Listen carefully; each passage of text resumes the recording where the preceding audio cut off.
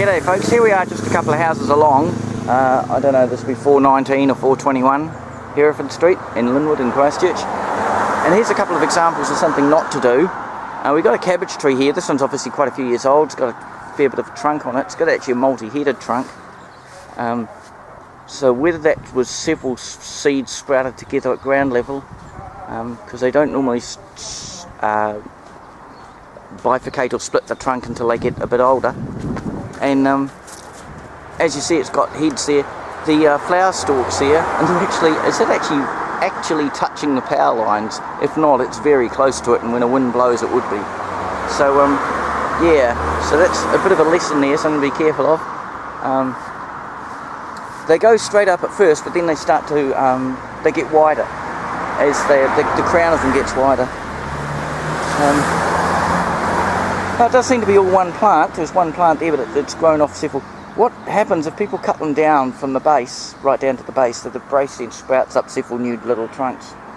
But really what I wanted to show was another case of what not to do in the garden. So this is outside 419 actually, 419 Hereford Street here in Christchurch, in Linwood in Christchurch. Now, there's a wooden power pole there, and that's obviously many years old, hasn't been replaced for a number of years. The conduit going up it, that's probably, what is it? Oh, it could be anything. It could be phone wires or anything.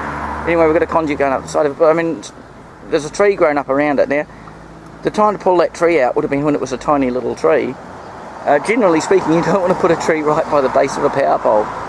And if you look up there, it's, you know, I mean, it's been pruned enough, but that's the point.